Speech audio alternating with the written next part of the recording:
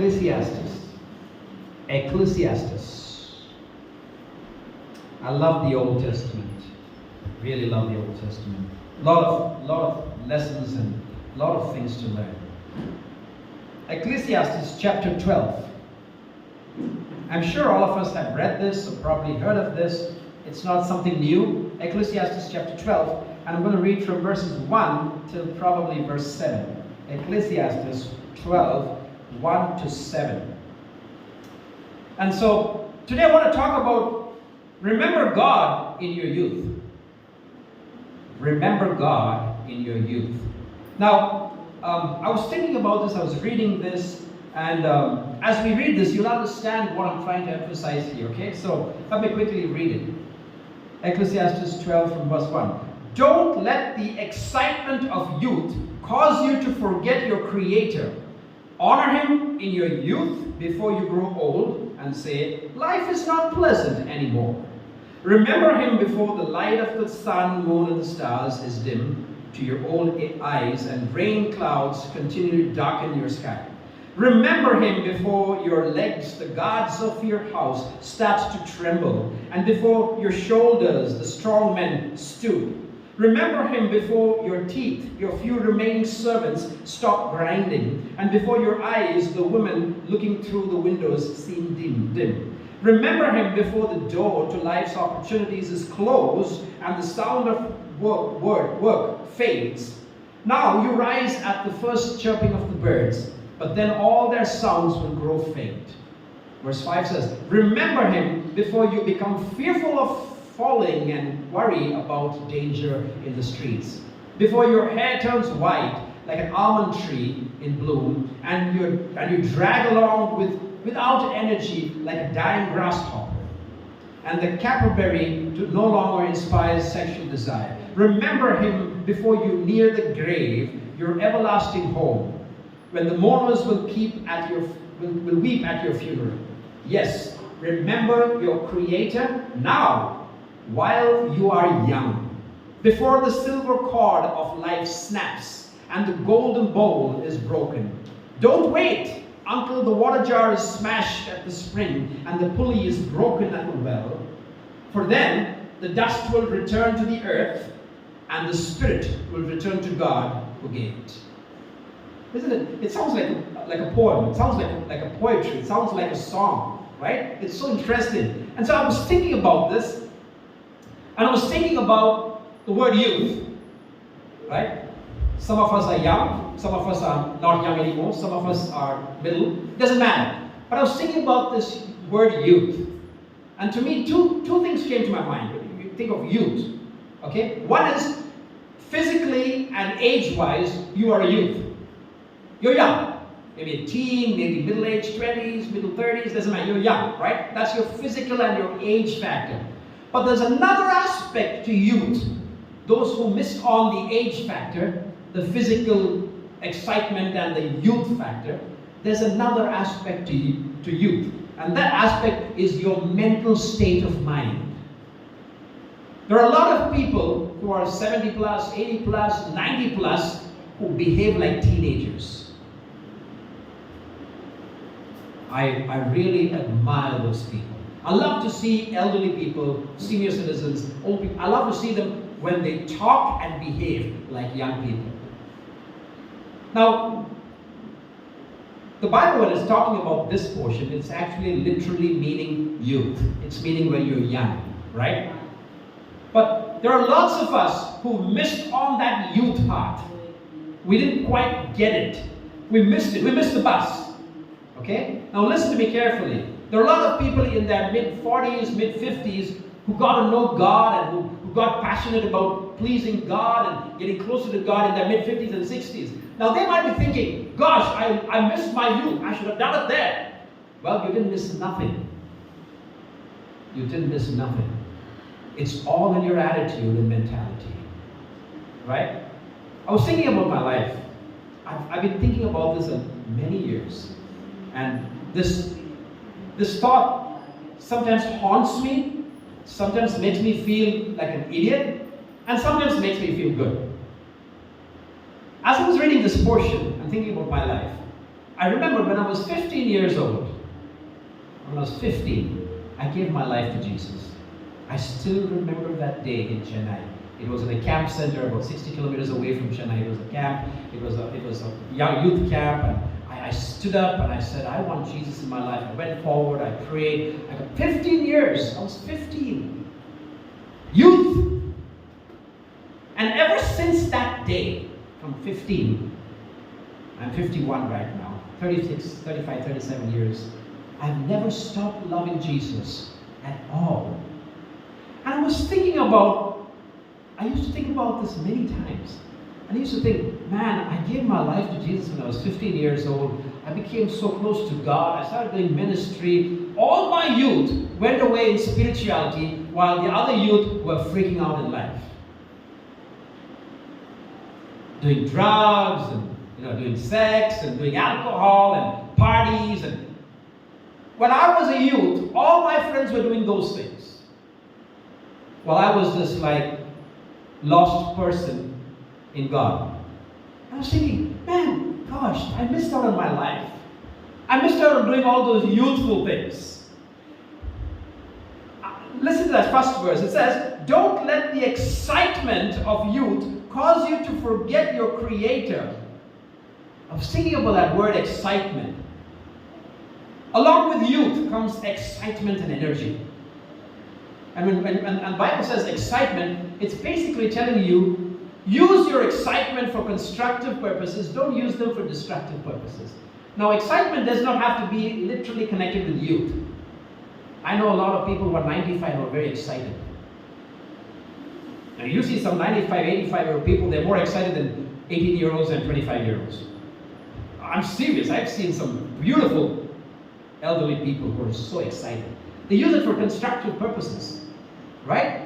It says, don't let the excitement of your youth cause you to forget your Creator. Honor Him in your youth. Now, I was thinking about this word youth again, as the Bible actually in this particular chapter is talking about young age, your teens, your youth. And I was trying to figure out, why is God emphasizing on this youth factor? You see, and it's important that while you're young, if you do things right, you're laying a foundation for the remaining many years of your life. While you're young, if you do things right, and if you're laying the right things in your mind, soul, and body, and you're going to get everything right as it comes. It's like laying a foundation. And especially with the things of God.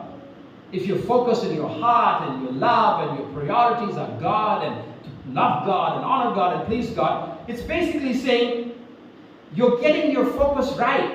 And that's why God's saying, do it while you're young. Okay? And so, when it says remember, if you look at about 6 or 7 of these verses, it says remember, remember, remember. Very interesting. It says remember. What is remember? What is remember? The simple answer of remember is don't forget. Right? Don't forget. But I was thinking about remember, and I was thinking about a few other words. The first one is be aware. We all know remember is not forgetting. That's very clear. But be aware. As you remember, be aware. The second, when God says remember, is be grateful. Just be grateful. The word remember is not just don't forget. Don't forget what? If you're saying remember means not forgetting what? Not forgetting to be aware. Not forgetting to be grateful. Not forgetting to be faithful. Not forgetting to be honorable. Not forgetting to be loving and kind. This is what you're not supposed to forget. Against remember. Hey, remember. Yeah, I'm not forgetting. What are you not forgetting? I don't know, you tell me. Sometimes we ask people, do you remember? Yeah, I remember. I've not forgotten. What do you remember? I don't know, tell me again. Where do we come from? We say, yeah, I've not forgotten. What have you not forgotten? Can you tell me what you've not forgotten? You see, sometimes when you take the word remember, we just easily say, yeah, it means don't forget. But do you know what you're not forgotten? Do you actually know? Or you're pretending to know? Or you think you know? And so, when you take the word remember and assume it's, not to forget, you have to remind yourself, what is it that I'm not supposed to forget? I need to be aware of the goodness of God. In my youth, I want to be aware of the goodness of God. As a young person, look around and see the kind of people around you. Look around and see. And look around and see how fortunate you are versus who they are. When I ride my bike, drive my car, I go about places, I keep observing people. And sometimes I see young people who are lost and who are wanting to do things.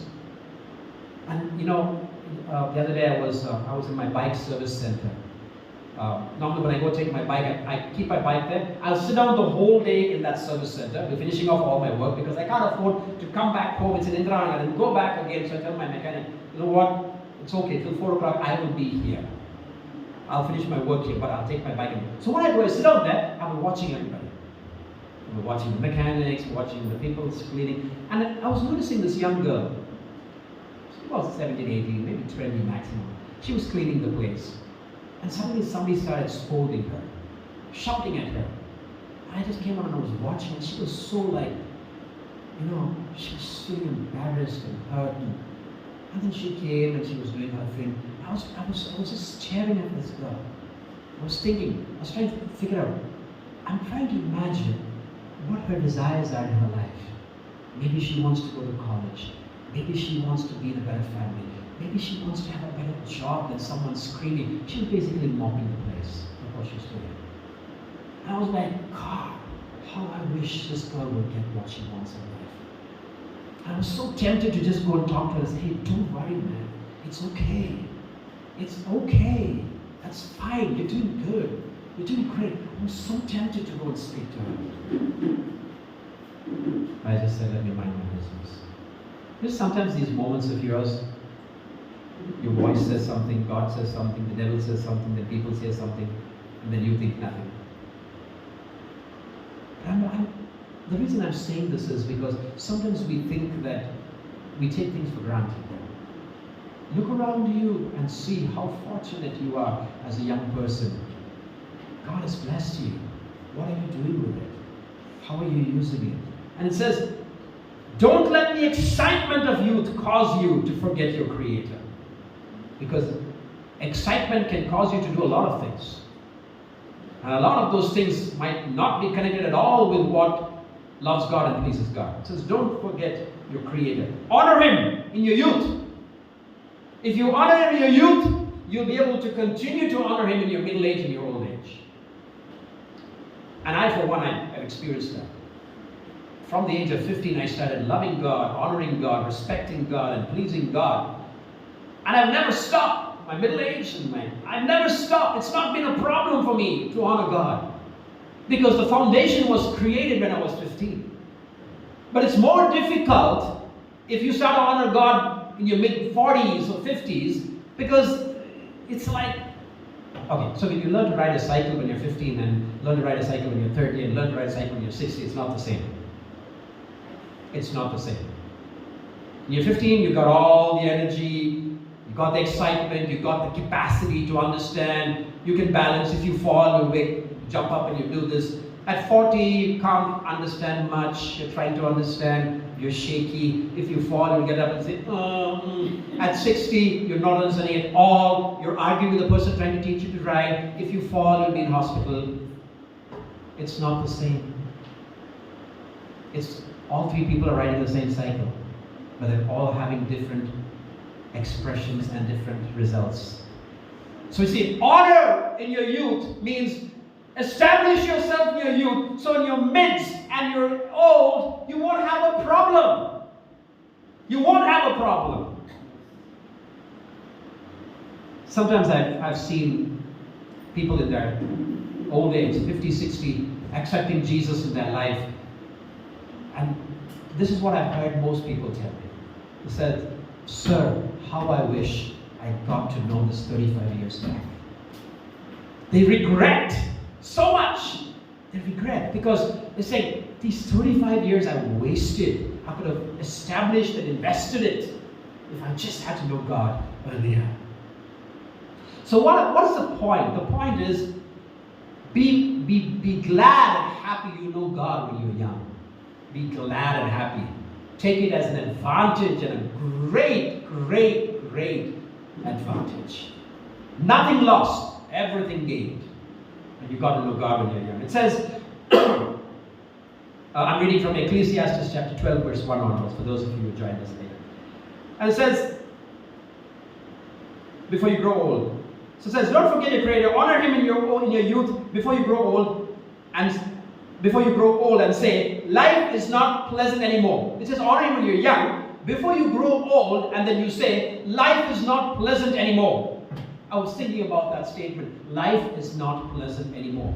And I was asking myself, why is life not pleasant anymore? Why? When you grow older and older, you come to this point and say, life is not pleasant anymore. Why? How is life not pleasant? In fact, as you grow older and older, life has to get more and more pleasant. How can it not be pleasant anymore? When you're young, you don't know much. When you're middle age, you know a little bit more. When you're old, you're supposed to be a PhD in life. But there are some old people who are doing nursery and kindergarten when they're 65 plus. They didn't get life yet. For me, as you age, you need to get smarter and wiser. You need to get more intelligent, more experienced. And life has to be more pleasant. So why is, when you grow old, it says, you say life is not pleasant anymore. Why? Very simple. Because when you were young, you never established the foundation in your youth. So life is not getting better, it's getting worse. Because it was not established well.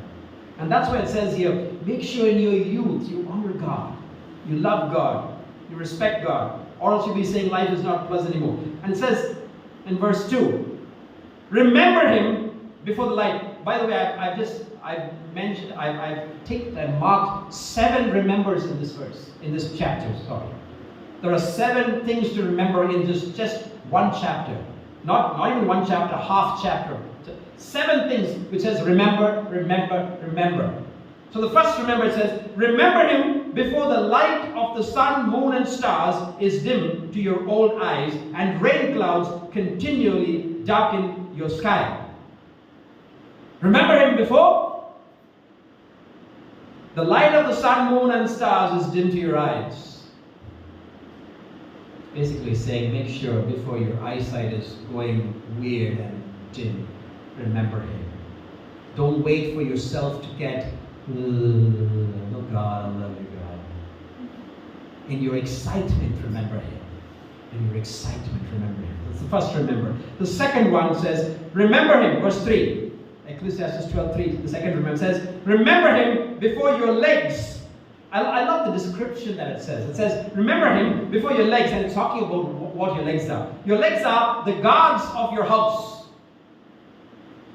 It says that your legs are the guards of your house. So remember Him before your legs, which are the guards of your house, start to tremble, and before your shoulders, the strong men stoop. Have you seen young people walking? Especially the guys who go to the gym and all that. It's so funny. The guys who go to the gym, they'll have these t-shirts that are only to here. And all the rest of the guys' t-shirts will be here because they don't want to show all that, the nothingness. Okay. Some guys, I've actually seen some of them, but they come. What are you trying to do? So, shoulders, youth. And as you get older and older, this thing goes, it's just natural. It's actually describing that. Remember when the guard, remember before the legs, the guard of your house start trembling, and before your shoulders, the strong men stoop. Before these things happen, remember. Don't let your legs stoop and your shoulders and then say, I want to love God. You won't have the energy to love God. That's the second one.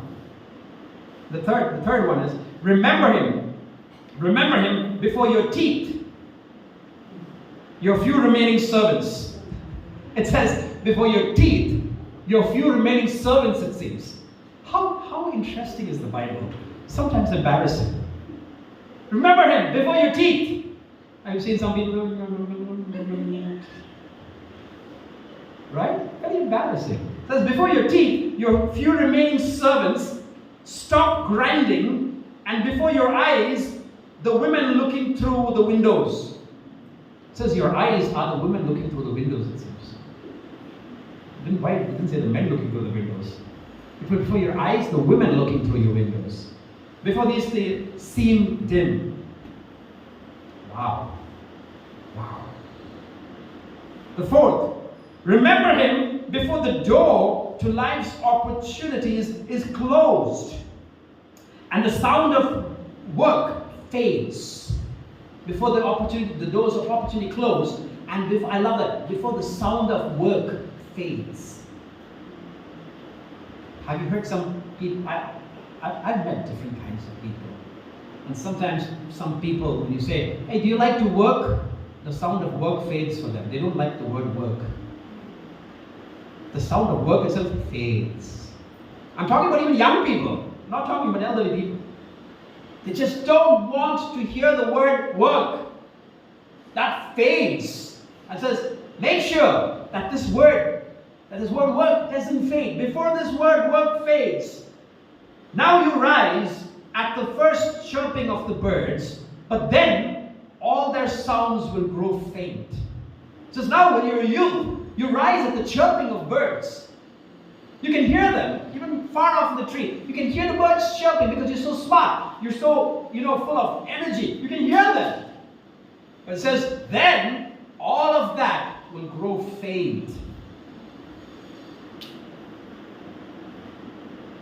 The fifth, remember, verse 5.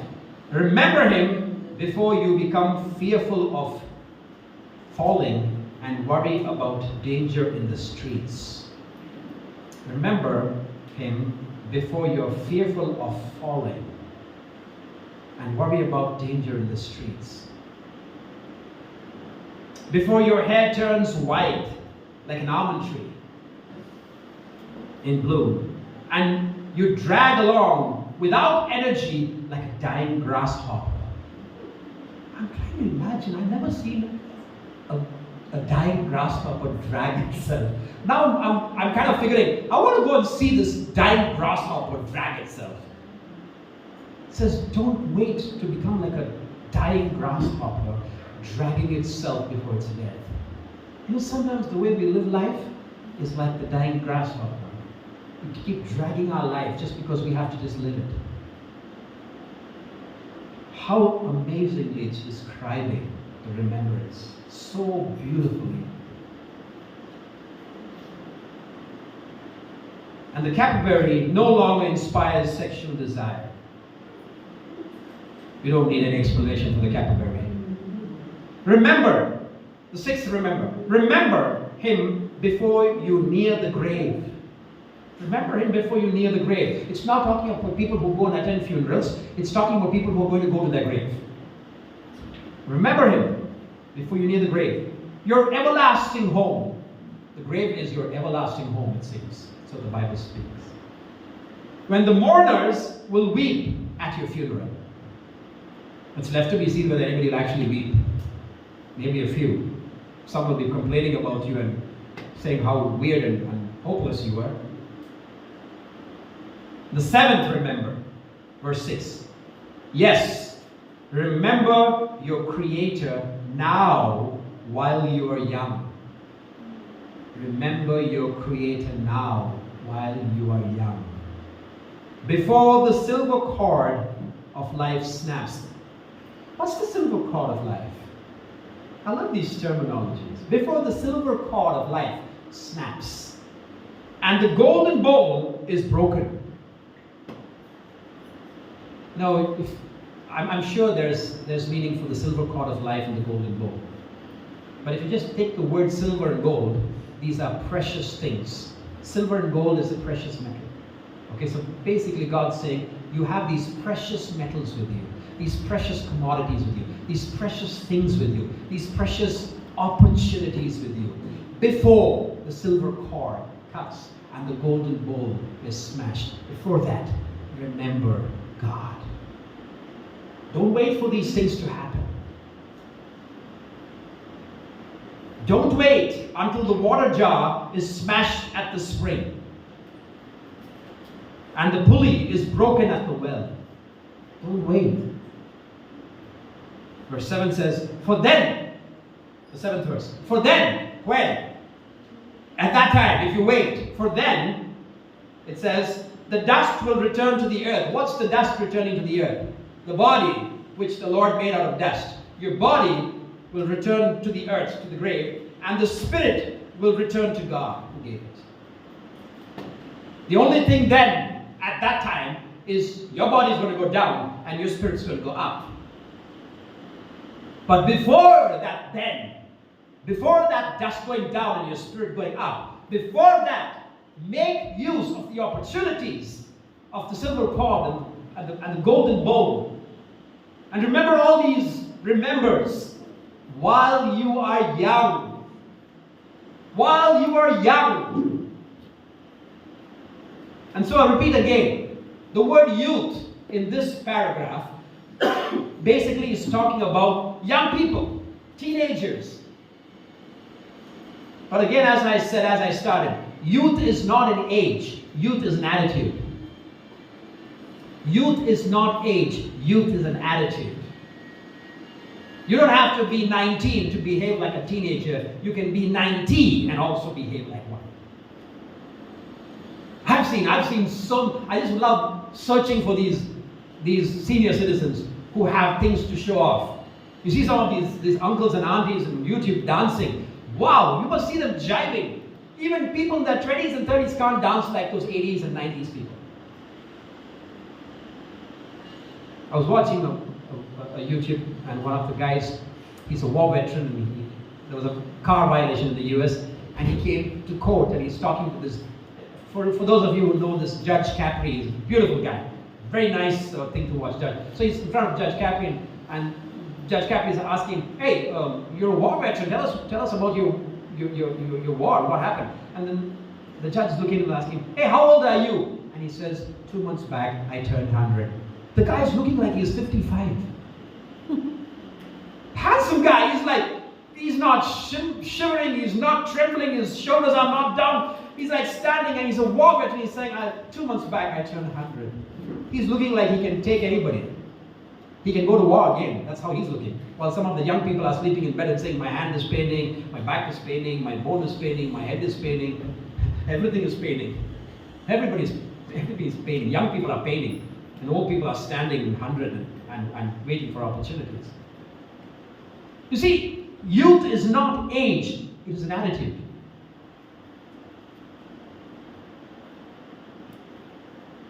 And life, you'll end up saying life is not pleasant anymore because while we had the opportunity, you didn't make use of life. If you regret saying life is this and life is that, it means when you had the opportunity, you missed it.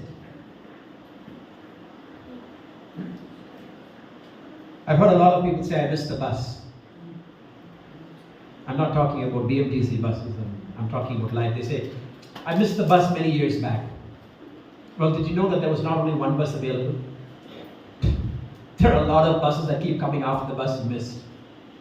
It's like you can't go and stand in Gubi and say, 295 is gone, I'm not going to college and work anymore. No, there's another bus after 295 that's going to come. Pick it up. And even if there is no bus at Gubi, take a lift to the main road and take a bus from there. There are many buses there. You can't say, I missed the bus. It's your problem if you have that attitude. You see, when you complain, it's an attitude. It's an attitude. And for me, when I look at remember your youth, it's an attitude. It's not just age, even though actually it mentions about age here. Literally, physical youth. There are lots of people who didn't make it when they were young. They couldn't do a lot of things. But that doesn't disqualify them from accomplishing what they are. I don't know if you've seen the newspapers and YouTube. In our country, I think even in Karnataka, I've seen this 55-year-old guy who was writing his class 12 exam. He's 55. He's writing his class 12 exam, and people are asking, are you crazy? Man, you should be going doing something better in life. And he says, no. I had the desire that I have to finish my class 12. And even if I'm going to die next week, I want to finish it now. That's an attitude. That's an awesome attitude. It's an attitude. Life is an attitude. Youthfulness is an attitude. Nothing can stop you from becoming and doing what you want to do. Nothing except you. You're the only person who can be the devil of your own life, apart from the real devil coming and helping what you taught him to do. This is what I feel. Most of us teach the devil what to do for us because we do things for the devil. We make mistakes and we say, oh, devil. No, you did it. Go change it. The devil got an idea and a clue from what you did. He'll come back again. You see, we can live with excuse after excuse after excuse. But is that what we want to live? We've got 100 excuses that we want to say. That's not life. That's the worst way to live life, with excuses. If you have an excuse, find a solution. If you have a problem, find a methodology. If you have an issue, find the answer. If you want to do something, go do it. Don't wait and talk and hallucinate and dream. It's not going to work. Go do it. Go get it. Many years back when we were in Shillong, I saw this poster somewhere when I was going, and I thought I want to buy that poster and keep it in my house. So I bought the poster. I brought it home, and I was thinking I want everybody to read this poster. So I was thinking, which part of my house this poster is going to be nice so everybody can read it. I was thinking. I said, I'm going to put it in the toilet. Because everybody who comes to my house uses the toilet. They all want to go to the toilet. So I put it in the toilet. As soon as they close the door, it's right in front of them as they use the toilet. So I stuck it up behind the toilet. And you know what the poster said? I love that poster. It's my favorite. It says, don't wait for things to happen. Go out and happen to things. Don't wait for things to happen. Go out and happen to things. You know what we do? By the way, that's a very spiritual poster. It's just not the same way written in the Bible. But basically, the Bible tells you, don't be brooding over something that is spilt and gone. Figure out what's the next thing to do. Go and happen to things. Don't wait for things to happen. What are you waiting for? There are lots of things to go and you can make it happen. Don't wait here. You're not going to get some special invitation from the CM or the PM. You're not going to be made a VIP by somebody. What are you waiting for? Go out and happen to things. Go get your stuff done. Go make life work. If you make one effort, God will put His effort. If you make one complaint, the devil is going to come and accomplish that complaint. Let me repeat that. If you make one positive effort, the Lord will come and put another positive effort and match your effort. If you make one complaint, God's not going to hear the complaint. The devil's going to come and accomplish your complaint. He's going to take your negative complaint and use it against you. So you figure out whether you want to accomplish something or complain about something. There are lots of things to complain about in life. Lots of things. And there are lots of things to accomplish also. The choice is ours. Let's figure out what's the best things to do. Because the best is always available right at our fingertips. It's always there. You don't even have to go and search for things. It's right in front of you. And so think about this. Youth is not just physically age and young. Attitude and life and body. It's an attitude.